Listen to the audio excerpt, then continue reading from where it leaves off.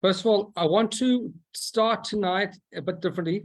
We're going to start with a l'chaim, because it's kind of like if I bring in a gathering. I should have done it in person, but time constraints didn't allow that. But please God, we will be doing. It's a really good day to bring. I suppose all that's being on. If you have vodka around, this is real vodka. I'm not joking over there. So Hasidim have a custom that they bring on the state. In all of the Hasidic areas, there are big farbringans, and at a farbringen we say l'chaim. So let me first say l'chaim.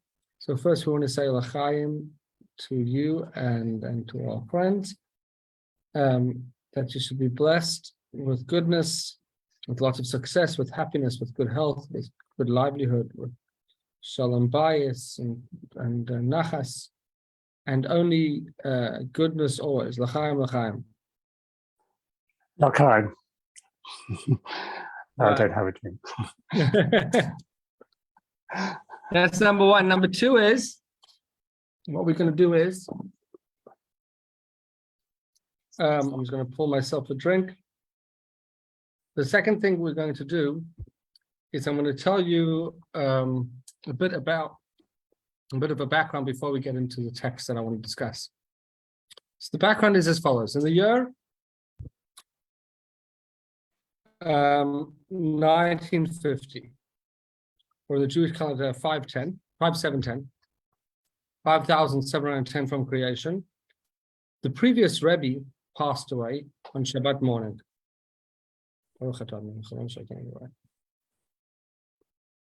He was a very unwell man the last few years of his life, from around 1940. And the main reason for that is because he was persecuted by the Russians, by the Soviets, by the communists. They tortured him,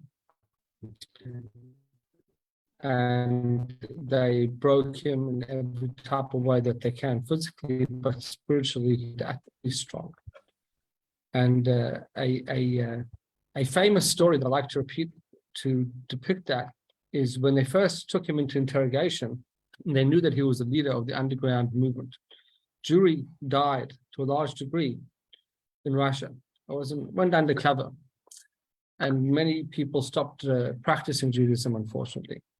The one organization that continued in the strongest way during communism, at the risk to many lives, and many people actually lost their lives and went to the Gulag and were imprisoned, was Chabad, under the leadership of the previous Rebbe.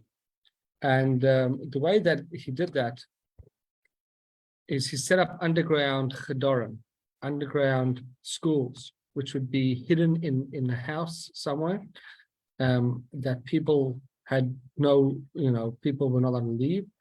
And they would try every single way to make sure they wouldn't bring suspicion. Unfortunately, very often they were caught, and people were persecuted and sent to all types of places. Eventually, they found out, they knew that the previous Rebbe was the leader of this underground movement, and they arrested him.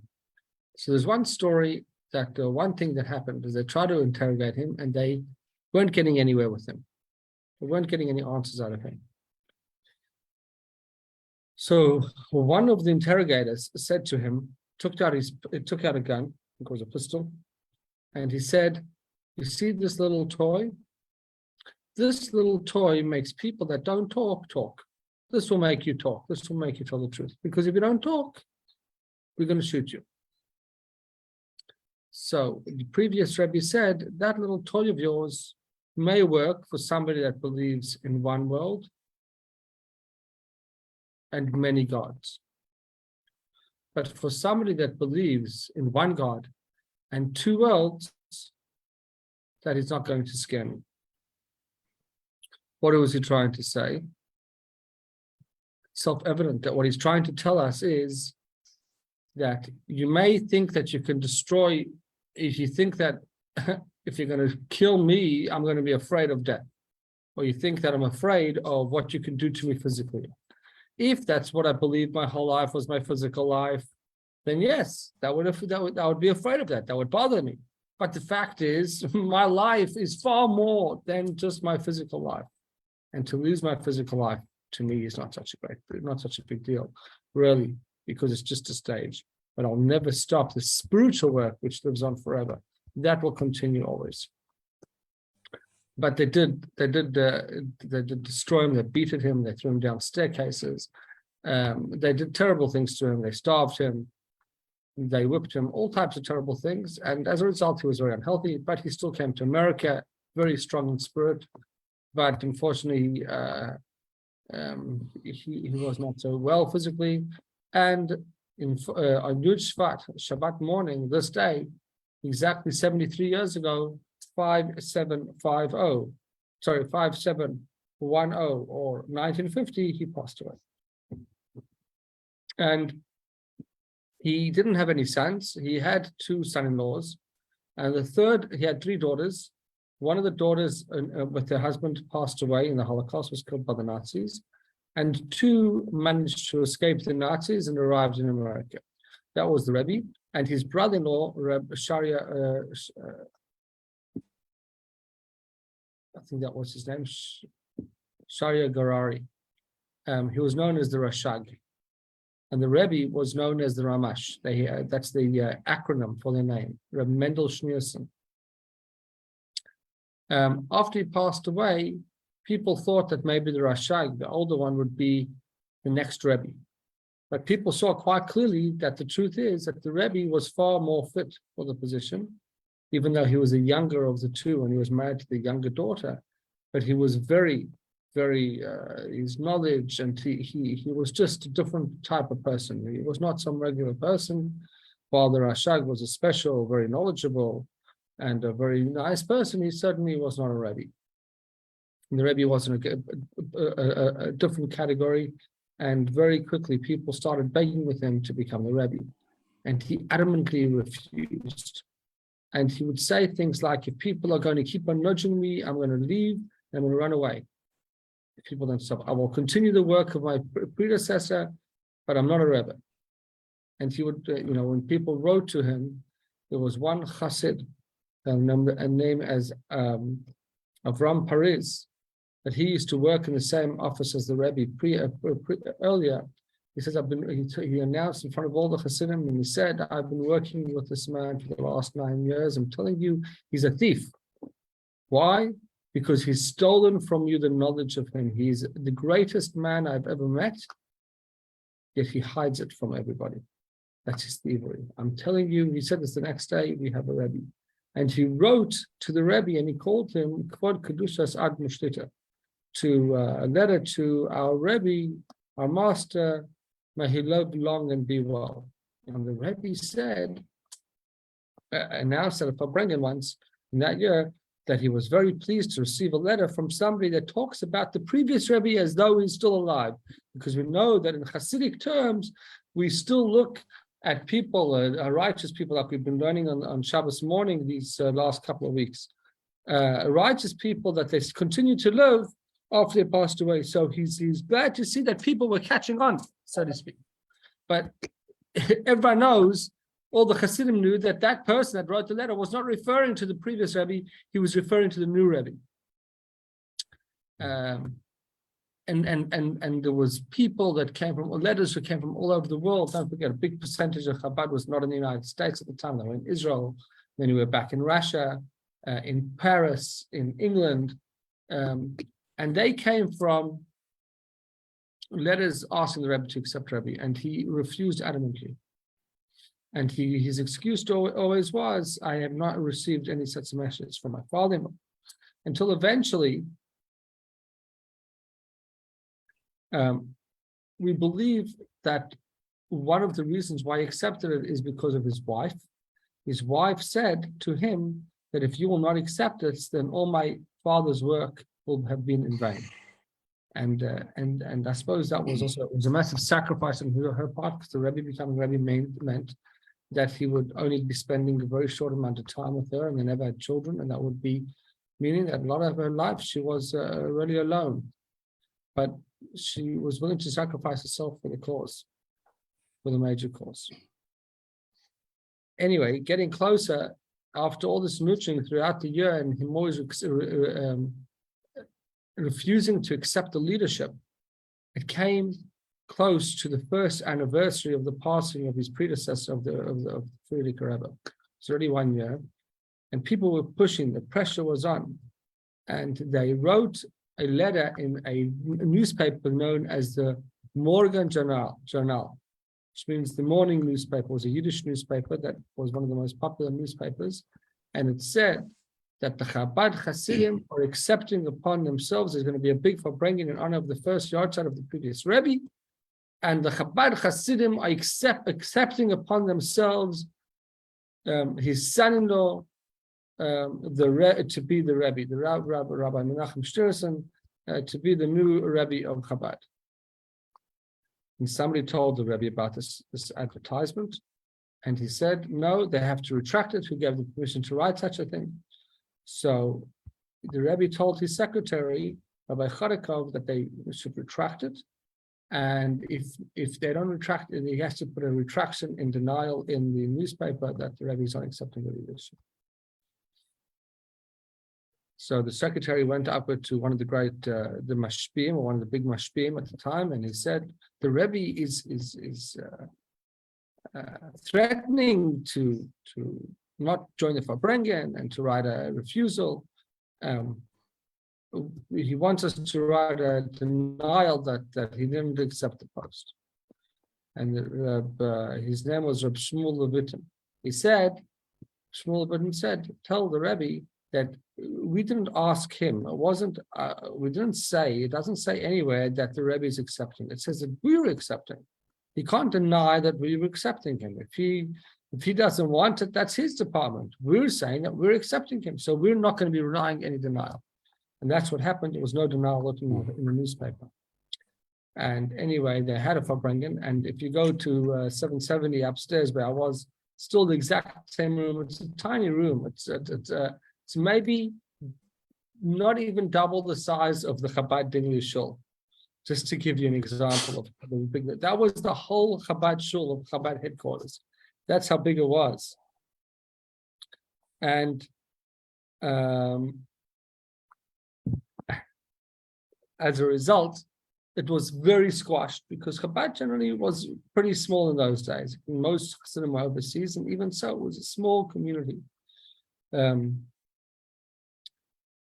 But people from all different groups came, and Crown Heights at the time was not just the home today; it's mainly the home to Chabad.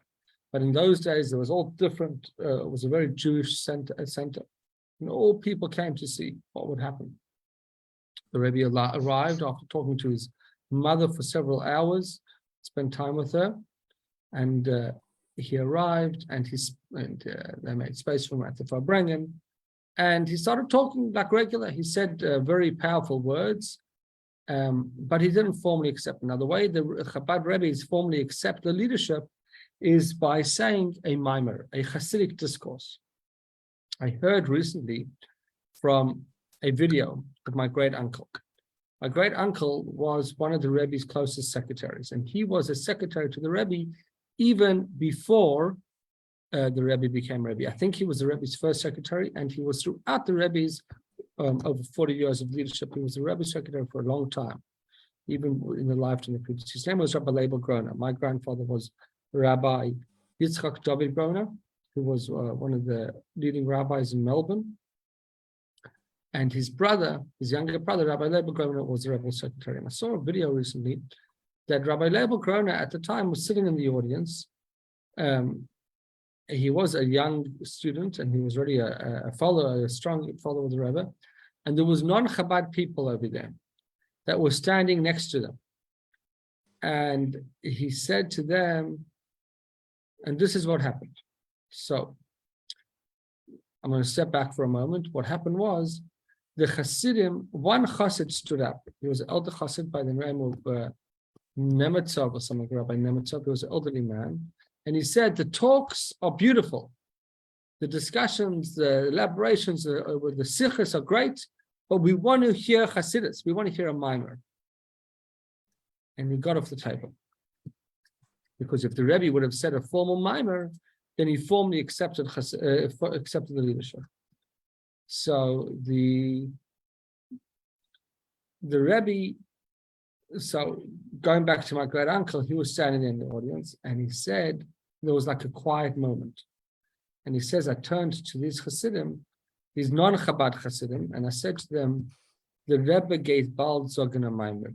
The Rebbe is now going to say a Maimer. And nobody knew what was going to happen. He said it. And they said to him, anyway, a few moments later, the Rebbe started the Maimer. And afterwards, they came to him and they said, tell me, how did you know? How did you know the Rebbe was going to say a Maimer? He said, because the Rebbe did something that all the previous Rebbes did every time they said a Maimer. All the previous Rebbes, what they would do is when they say a Maimer, they would always hold on to a handkerchief or to a tablecloth.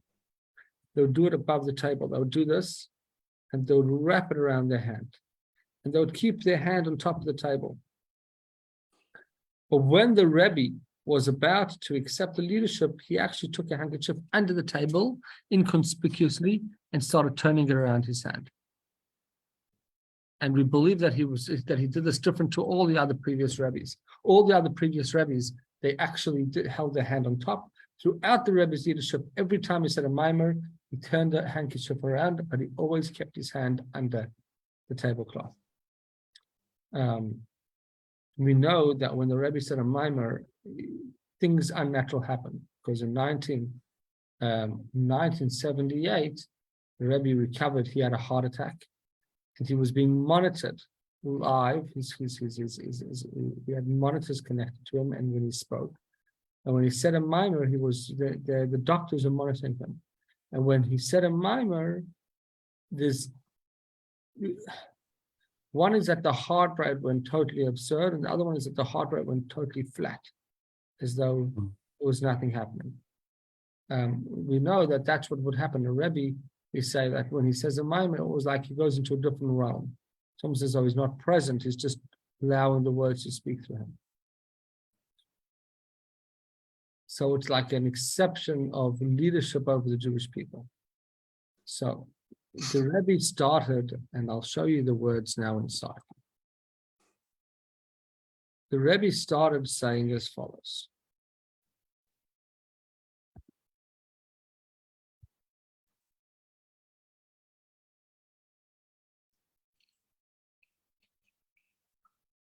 It's in my way. The Rebbe started saying as follows. He introduced, and he said like this. Koisev kvoi kedushas moire v'chadmi orme v'amamore liyomi salkusa yud shvat tovshin yud tov. That the previous Rebbe handed out a Maimer on the day of his passing in 1955, 710. In the Maimer that he published, he gave it out. And that's what he did. And the Rebbe made a big deal because this Maimer, this discourse came out, it was pre-written a while back, but it was given out on the day that the previous Rebbe passed away. So he started saying this, and he came with the pamphlet. Then he paused, and then he started with the opening verse of that discourse. Whoops. I lost that one too fast. Sorry. Apologies. And it says as follows, and this is what the Rebbe actually, every single Yud Shvat, every single this day that he became Rebbe, and the day of the anniversary of his passing of his predecessor, he always said these. He always started off the Maimer with this particular line. The line is, "Basi legani achosi kala." I have come to my garden, my sister, my bride. This is a line from Shir Hashirim, from the book of Song of Songs, written by King Solomon. And he paused and he said like matter-of-factly that the previous Rebbe said on the discourse that was given out on the day of his passing, in that discourse he wrote, and then he stopped, and then he started in the tune of a Maimer. And then suddenly, if you heard the recording, everyone stands up. I wanted to actually play a bit of that recording for you now. If you'll see if we could hear in the background.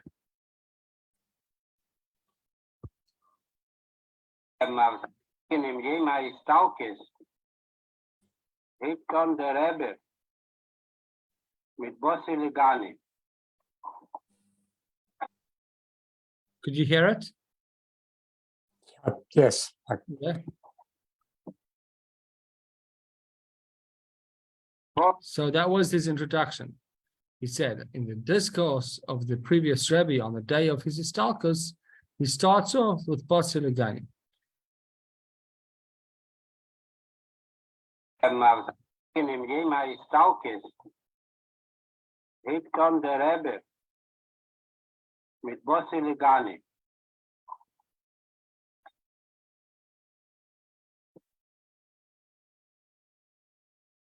Bossi Legani achese kalo. So you hear that change of tune? There was a pause for a few moments, and he suddenly changed the tune. That's the tune that the Rebbe always used for a discourse. Whenever he was saying a discourse, that's the tune of the discourse. Dr. Avdrute met de Shraba Chanot. As Legani in Stifkan. No, then se steht Legani. Lignuni. So if you to understand this, the Rebbe, the previous Rebbe, the Rebbe, whenever he said a discourse, Hasidic discourse, he always would say it in Yiddish. But when it was written down, it was always be written down in Hebrew. Okay, that's the way it was done. The Rebbe always publicly spoke when he spoke at public gatherings, it was always in Yiddish. We know that he spoke at least 26 languages fluently. He writes that in a letter to somebody. We know that people came speaking to him French, people spoke to him in Russian, and some people spoke in Portuguese and English. And he, when it was one-on-one, he would talk to people in their language. But when it was always with a heavy Russian Jewish accent, every language. The only language that was accentless was he spoke a real Russian Yiddish. And that was the accent that he spoke. But he spoke English, he spoke everything fluently. So let's look inside at the actual, and it says, the statement over there is, I have come into my garden, my sister, my bride. And it says in Midrash Rebbe is the Midrash that is the background to the saying. It says Ben Koimei. It doesn't say, it points out, why does it say that I've come to my garden? It could have just said, I come to the garden. And it says, it's also from the same words as Lugnuni, to my bridal chamber. So it sounds like when he's saying that, when you say it's my garden, it sounds like you're saying it's my place. What's it talking about? It's talking about that at the beginning of creation, it says, I came to my garden. So this is, what are we saying? It's a powerful statement when you think about it. This is God's garden. It's not a place that was once God's or that God came to. No, this is God's place. This is where God is. So he says, what does that mean? Why does it say that? And this takes a Hasidic style of analyzation to what happened? Must have touched something. Whoops. A Hasidic style of interpretation to appreciate this. He says why it teaches us that that my essence was revealed in this place at first. What does it mean? If I say it's my place, that means it's my place that I was fully present. God was fully revealed in this place. What's this place? In the world. That the main dwelling place for God was originally where in modern Hebrew has a different meaning, which we're not going to get into. But in ancient Hebrew or original Hebrew, tachtoni means the lowest realm. So he says the lowest realm. What does it mean, the lowest realm? The place where there's least spiritual recognition. So it means I kind of shown. And he stops. So what he's going to do now is he's going to be elaborating on the discourse that the previous Rebbe gave out. So he wants to know this. Till now, what we explained was the words of the previous Rebbe. The previous Rebbe explained that why does God say that I've come to my place, calling the world my place, because his essential presence was found here. God was essentially here. This is God's garden. This is my place. This is my beautiful. What do you go to a garden for? You say, I'm going to my garden. It's a place that I feel most at home, most relaxed. You know, we go to garden. It's a place of relaxation. It's a place of pleasure. So he says, well, for some of us, it's our library. Others, it's the couch. Everyone has, but you know, that's the common way of saying. Now the Rebbe wants to explain what does it mean, the essence of the Shekhinah. I was once reading, Zach, you've read this book, I think we once talked about it, about this guy that went undercover in Israel, German Jewish journalist. I forgot what his name. It's called The name of the book? To Catch a Jew or something? Yeah, Catch the Jew. Catch the Jew. Catch the Jew. It's a great book, and he kind of undercovers the bias in mainstream media, and particularly European media against the Jewish state. He acted like, you know, just a non-Jewish German, and he goes undercover and he shows how all these people are really quite biased against Israel. But he makes fun of the word Shekhinah because he says, oh, it's like some type of feminine parallel to God. It shows a very lack of knowledge. The rest of the book was good except for that part, because the word Shekhinah means to reside. Or the apparent residence is that the way you would say it? The apparent place of residence of God. Hine, so it's saying, what does it mean? So it says, Beferish Shekhinah. You know, what he did in this discourse, the Rebbe, is he first elaborated on certain parts of the previous Rebbe. If I'm going to have time to skip about a bit, he also went and he tried to quote, and he did this every year since on the same day. He would quote from all his predecessors, all the previous Rebbes of Chabad. He mentioned each of them 5 times. Why? I assume we have this tradition that when you quote a person, then it brings that person back, and makes them present, and he wanted to bring those people back and to show that almost like they invite them to join this official inauguration of him. Okay.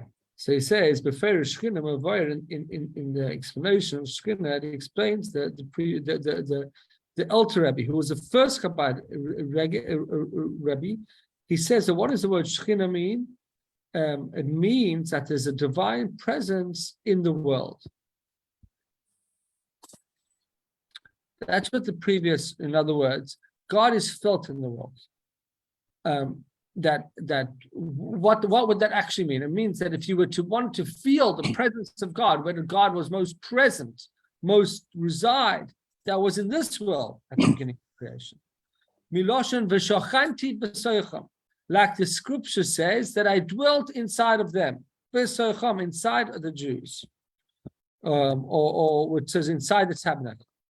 So he's saying that that's the beginning of the revelation of the infinite light of God. There was like a revelation by the creation of Adam and Eve. There was this incredible revelation of spirituality and godliness, and you could truly feel the presence of God. God made his presence felt. The fact that he writes that the initial revelation of the light is called Shekhinah. The initial revelation. So what does it mean? The initial revelation of godliness is called, when you have a spiritual revelation of the infinite light of God, is called Shekhinah. What do we understand from that? It's higher than any type of world. It's also higher than any type of contraction. It's a very spiritual light. we always talk about God being totally infinite. In order for us to be able to understand God or connect to God, there has to be a contraction. So God contracts part of the light in order for us to be able to connect to it. Sharei Rashis is the beginning of the revelation of God is from the infinite light that comes before the contraction. Like it says, and now he's quoting the second Rebbe, that the second Rebbe, the middle Rebbe, he's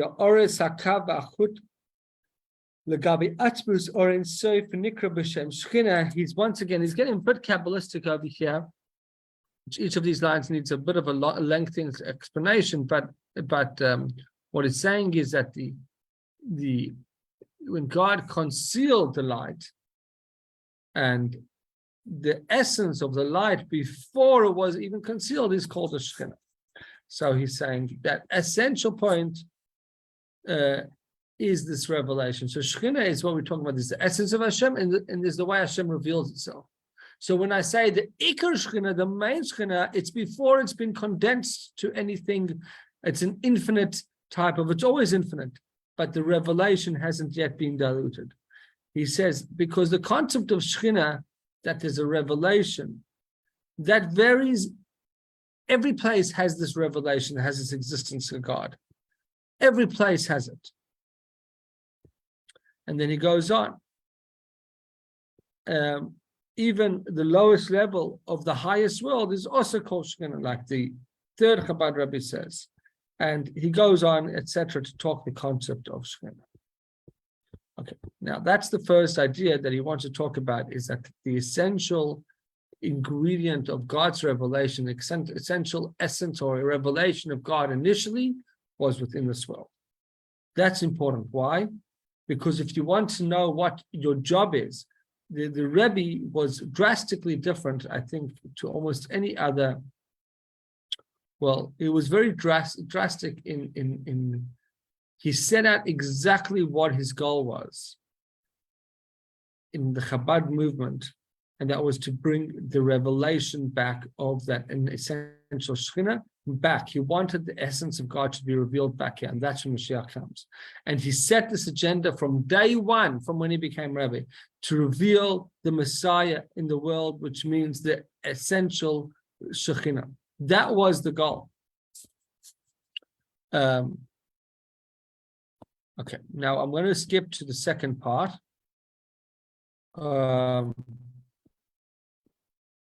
Because it gets, I'm not going to have time to.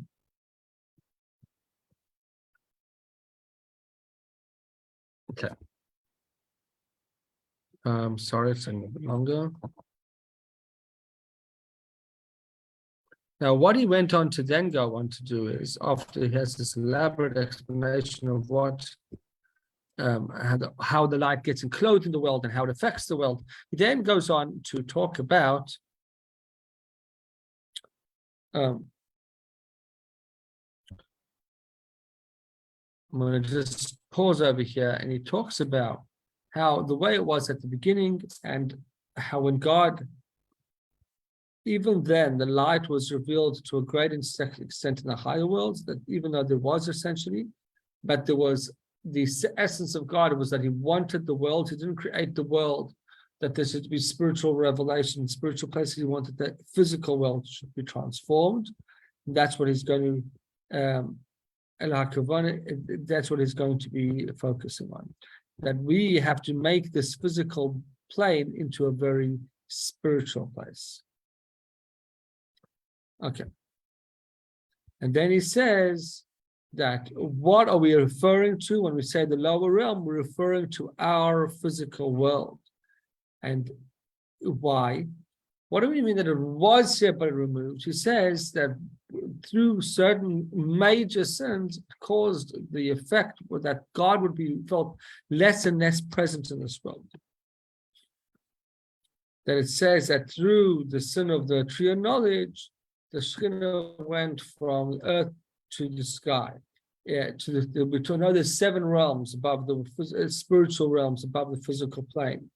And it says that through the first sin of Adam and Eve, they caused that their sin was so drastic that it caused that the Shekhinah should no longer be revealed in this world. And suddenly there was the revelation of physicality, and they suddenly realized they're naked because suddenly the Shekhinah leaves the world. And that's that's why we cause it, the major sin, because it causes the spirituality to go from our world to the top level. And it keeps on ascending through 7 levels. And then what happens, it reaches the 7th level, it starts coming back down through the good deeds. And when does it come back down? Through the giving of the Torah. There's a new revelation in the world. But it's a change in the world, and that's the process. The point is that the God's presence was fully revealed in this world initially. But there was one thing that Adam and Eve did that caused it to be totally removed, and it started elevating from level to level through the next generations. And then came Abraham, Isaac, and Jacob, and they started making God more apparent and the concept of God more revealed in the world. And as that happened, they prepared the ground for God to re-reveal himself in this world through giving us the Torah. And God then revealed himself in the world through giving the Torah. And that was stage 2. God comes back into the world, but this time in a concealed way, but in a way that we know how to connect to him. And that's the giving of the Torah. And that also goes through stages. Until we're going to have a complete reversal, which is when the Mashiach comes, when we've been able to take the Torah, so to speak, and make it apparent and revealed to everybody. So these are, we'll look at the second point a bit. Whoops. Okay. So it says, like it's explained, that through the sin of the tree of knowledge, the Shekhinah left from this earth to the first sky. And then through the giving of the Torah, it came back down here. Now he says the main change is the first change. Because the first change, yes, as further sins make the Shekhinah further and further away, God's presence, so to speak, to be less and less felt. But the biggest change is when you leave. It's like saying, dad is a block away, or dad's in the house, or dad's, 2 blocks away, or 5 blocks overseas. Once he's no longer present in the room, it doesn't make much of a difference. The real change, the feeling is to the first change. Yes, God feels less and less and feels further away, but really the drastic change happens the first time, and that's why we consider the tree of the knowledge to be so extreme, because that's what gave place for all other further sins, and then through Cain killing his brother, and then the further generations, the generations of the flood, it keeps on ascending and going further. So he says, the same way that the main point is that when it originally started here, God created everything for this world, for us to have a presence over here.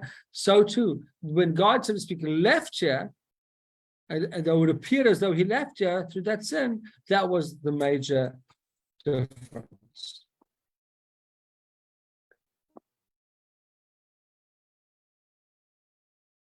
Okay, so that's another point that is important. And then he speaks about how the Shekhinah started to the reversal. Abraham changed the trajectory. Adam made the trajectory go up. It's further and further away, more and more removed. Abraham causes the opposite, brings the Shekhinah further and further down. He starts saying, hey, there's a God. And God says, oh, there's a person in this world that wants to connect to me, and he's teaching the world about the God. The world is starting to be a place that God is revealed, that God can connect. So the Shekhinah comes down a step, and each generation comes, and then we have that the seventh person that makes a major difference is Moshe Rabbeinu, right? And Moshe. And we say, why Moshe? Because Moshe was the 7th. And it says in the Mimer, the previous Rebbe, he said in that Mimer that the seventh is cherished, the seventh is special. Now, why was this is a groundbreaking statement? This is a powerful statement, because when you look in the order of the Chabad Rebbes, till the Rebbe, there were 6 Rebbes. There were 6 Chabad Rebbes, right? And we consider them each to be an important stage in the evolution of Hasidic Chabad, and this major change and an evolution in Torah and Judaism and teaching. Comes along the 6th Rebbe, and on the day of his passing, he makes a statement, and he quotes a line, and he says, why was Moshe special? Because Moshe was the 7th, and the 7th is special. Now, you don't have to be a fool to understand the significance of the statement. The significance of the statement is that it's not my generation. I'm not the special one. I'm only the 6th one.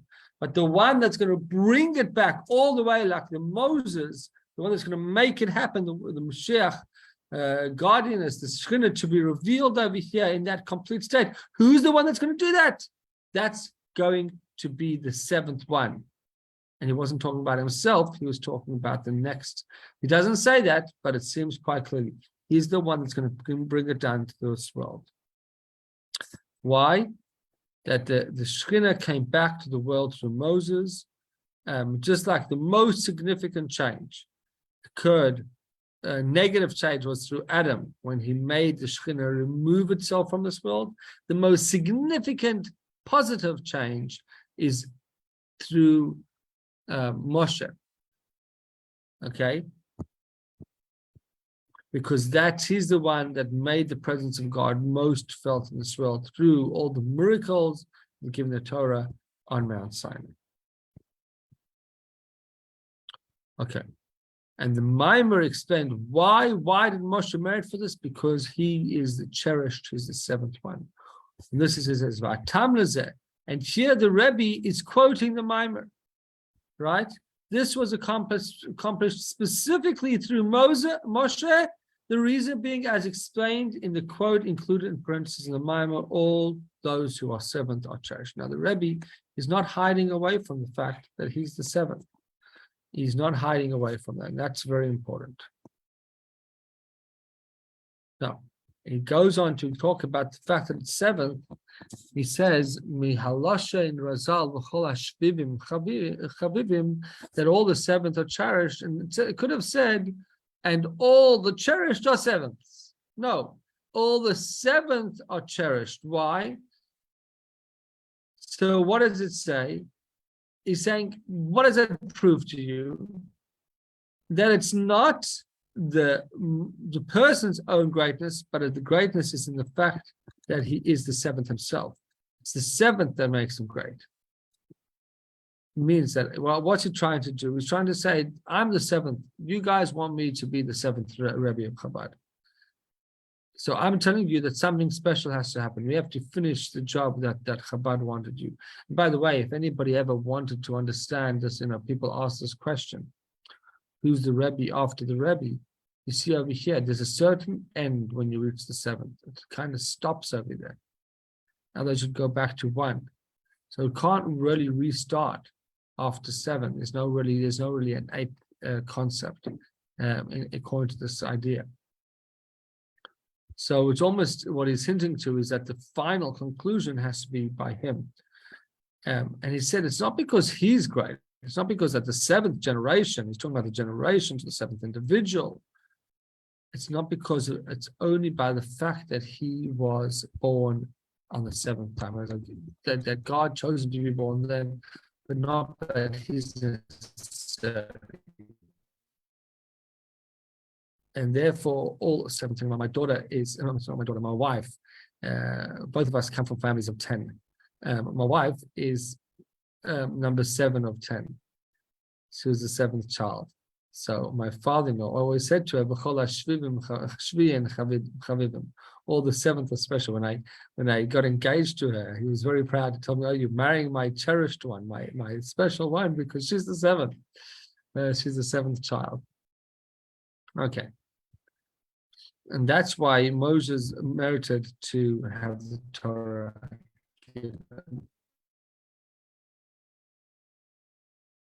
And he says, what's the greatest of the seventh is that he is the seventh, and that's what Moses merited. And he says, if you want to understand the greatness of the seventh, you have to look at the first, and you'll understand the great. Who was the first in that story of the Moses story? Really, it starts from Abraham. Gives you a real interesting understanding. Abraham's the one that starts the downwards trajectory down to us, and that's how you recognize his greatness, the greatness of Mila, of Abraham, of the first one. And that is and that teaches you how we're on an ongoing path, and he finishes the job that the first one started.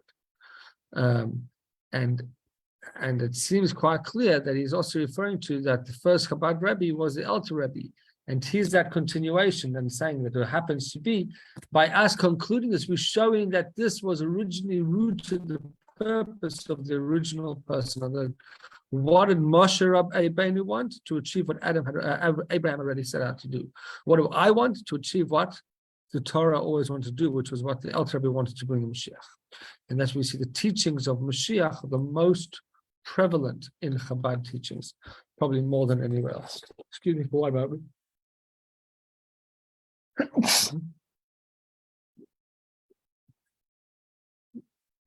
Okay. Okay, so he's saying,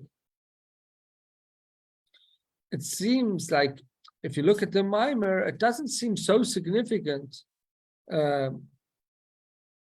He says, why did the first person, Abraham, why did Abraham merit to be the first person? Because he had self-sacrifice. He had Mesiras Nefesh. So he says he was willing to sacrifice himself, but he never searched for it. Now he introduces an interesting concept. He says, if you look at the difference between Abraham's Mesiras Nefesh and another great Jewish person is Rabbi Akiva. And it's interesting how he kind of contrasts it. Rabbi Akiva looked at Mesiras Nefesh, having self-sacrifice, as being a self-standing goal within my Judaism. In other words, the highest thing that a Jew could do is to sacrifice himself for Judaism. Sacrifice yourself for the cause. Sacrifice yourself for God. That's the greatest thing that you can do. Right? And that's trickled down into all types of people. He would famously say this line, that at the end of his life, he was being tortured by the Romans in the most horrific, they were peeling off his skin, literally, in the most painful and terrible torture that a person could imagine. And he was sitting there smiling, and his students were forced to watch this, and they see their teachers struggling and crying, and he's laughing, and he's smiling, and they say, really, now you have to smile? He says, don't you realize my entire life, I've always said I wanted to sacrifice my life for the cause. And now I'm meriting to do this. Sounds great. Abraham, on the other hand, he was never looking to sacrifice himself for the cause. He was looking to do whatever God wanted. It didn't make a difference to him if God wanted him to go to the toilet, God wanted him to go fundraise, if God wanted him to sacrifice his life. He wasn't looking for the ultimate sacrifice. He was looking to serve God, full stop. And it came to a point that sometimes he needed to sacrifice himself. That's the difference. He wasn't looking for any particular service. He was looking for what God wants. And that's the advantage. And that's why Avram is so great. And that's why we look at the greatness of Avram. He starts the trajectory. What does he start? He starts by showing that it's all about doing what God wants, living your life for a higher purpose that you were created for. And how do we know? Because it says in the Pasuk about Abraham, Vayikram b'shem Hashem kel olam, that Abraham called over there by the name of God, b'shem Havai kel olam, that he said God, and he says, Al tikra vayikra ela vayakru, don't say that he called out. It says Vayakri, he caused others to proclaim God's existence. So in other words, what did Avram seem as so important? What was his life's mission? Avram's life mission was that people should recognize that there's a creator in the world, and that they should serve him, and they should serve their purpose, thereby serving themselves, serve the reason they created, not just serve themselves. And that's why if you use the word Vayikra and you add in a yud between the thing, it says don't read it as Vayikra and he called by the name of God. Vayakri, he caused he motivated others to call. He was the first shliach. He caused and he went and he taught Torah to all the far-flung places. As yen, and here they put in the Hebrew text, the Yiddish original Yiddish word, as yen as al shrine, that everybody should also proclaim the name of God. That was the goal. And if you happen to need also for Mesiras Nefesh, okay, if I have to sacrifice myself for it, let it be. But that's not my cause. That's not my purpose. That's not what I'm doing. And so it says this is the greatness of Abraham and his service and the greatness of his self-sacrifice. He wasn't searching for self-sacrifice. He was doing it just like he did everything else, part of his service of God. And that's why also when it came to the Akedah, the sacrifice of Yitzchak, the binding of Yitzchak, what did he do? He wasn't looking, this is what God wants me to do, so that's what I do. That's what's important. Moshe. So he says, so too, even though Moshe,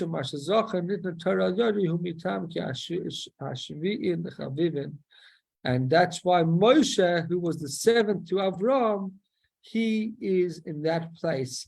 He merited that the Torah should be given through him, because his specialness is that he's seven of who?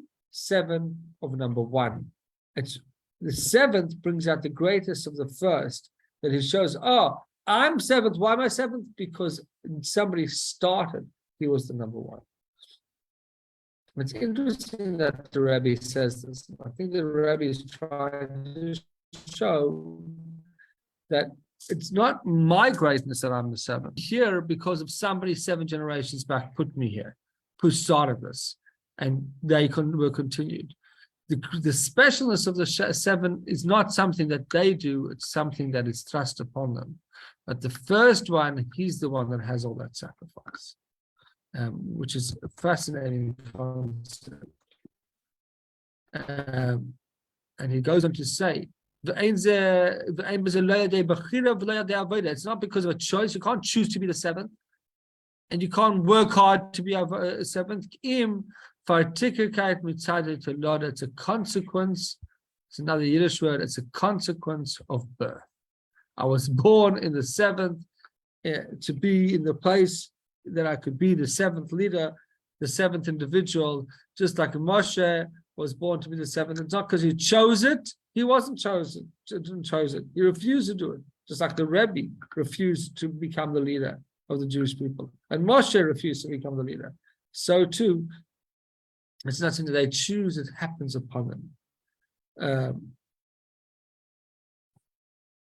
Okay, and he says that it's only for very select people that they have this concept of heaven.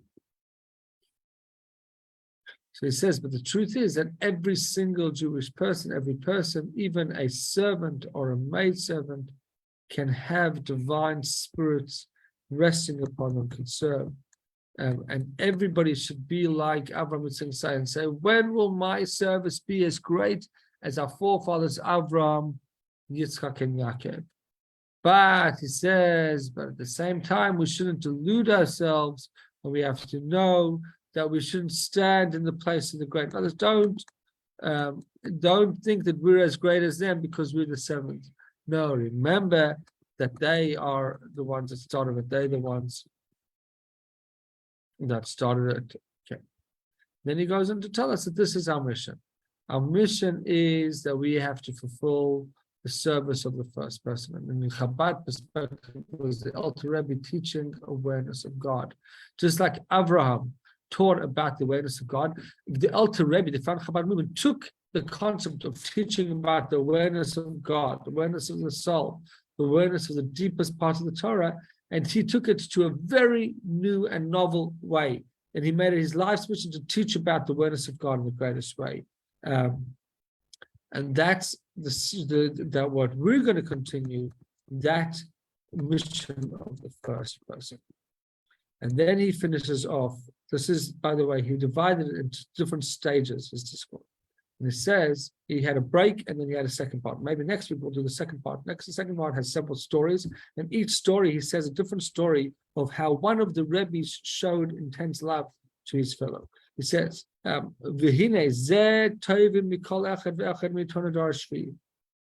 this is what we are demanded to do, which is amazing to think about. Here he becomes a leader.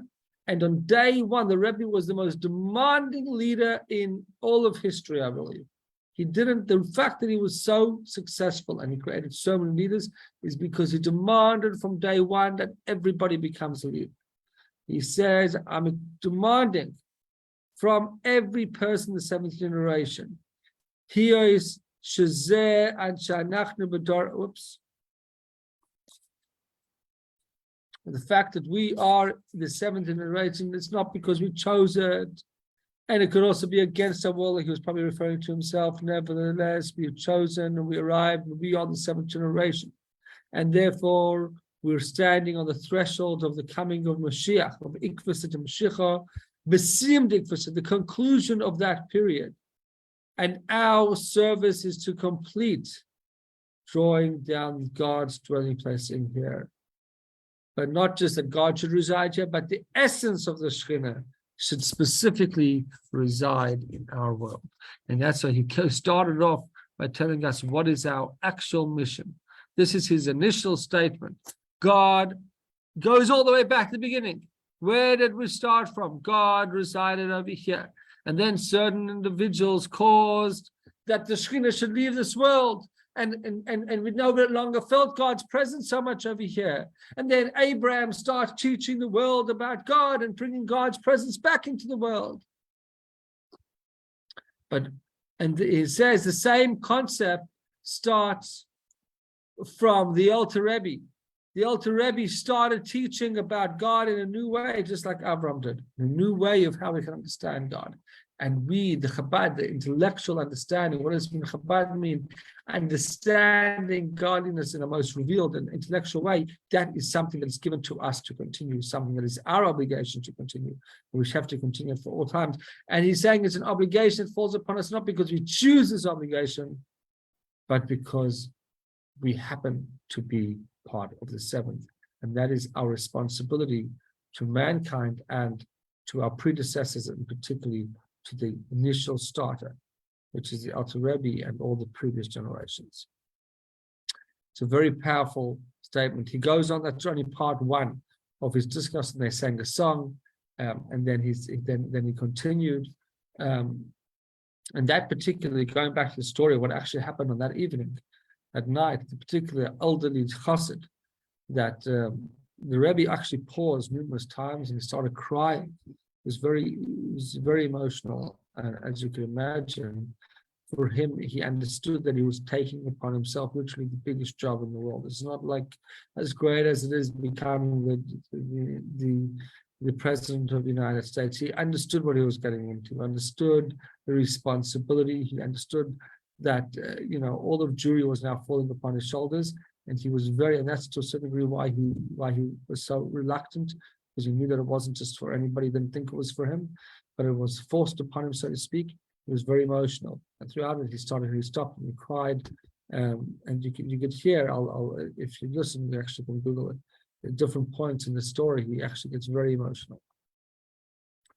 And then the chassid at the end of the first part, he stood up and he said the bracha that we say on Jewish festivals: Baruch Atah Hashem. God's name, that's when I said